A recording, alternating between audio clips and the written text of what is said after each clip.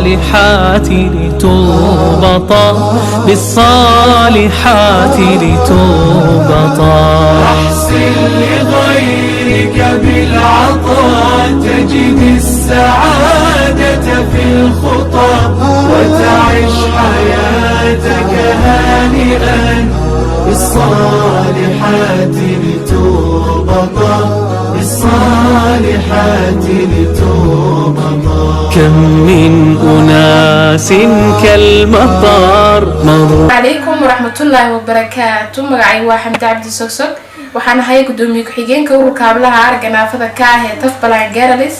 maanta ay taariikhdu tahay 2021 bishii 2015keedii waxaan ku suganahay hooyga ay Hawa Saacdi ka degan tahay magaalada Hargeysa oo ku yaala xaafadda Fallujah.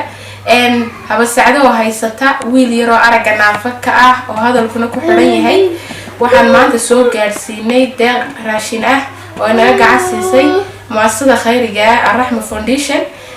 maamul raashinkaas saddexda shub iyo kartoonkaas baastada iyo timirta iyo beeniska isugu jira naga gudoon hay haboon dikto wana dikmaad ilni aad maasanta وغدا ستدنو جنته ورحمة الله وبركاته. magacay waa Xamdi Cabdi Sogsog waxaan ahay gudoomiye ku-xigeenka ururka hablaha aragga naafada ka ah ee Tafbalan Girls.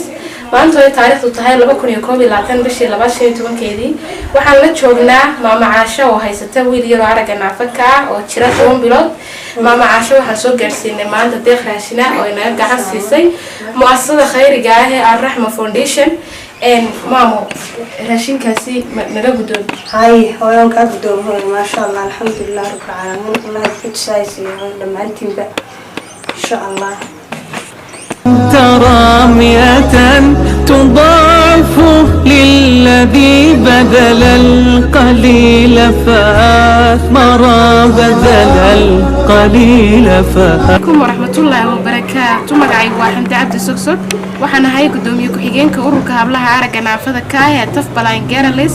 maanta ay taariikhdu tahay 2021 bishii 2015keedii waxaan joognaa guriga Caasho Ibraahin oo haysata gabar yar oo walaal yihiin oo aragga naafada ka ah isla markaana baaralaysa Amal Ibraahin maaha markii koowaad aan soo booqano waa markii labaad aan u nimaadno haddaanu nahay ururka hablaha aragga naafada ka ah ee Tafbalan Girls.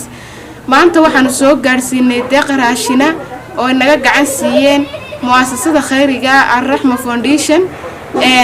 deeqda raashinka oo ah sida idin wada muuqataba saddex shub iyo kartoon ay isugu jira baasta iyo timir iyo beanis.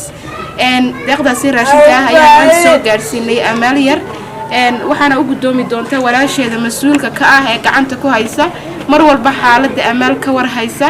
Caasha deeqda raashinka ah naga gudoon habo waan ka gudoomiyaa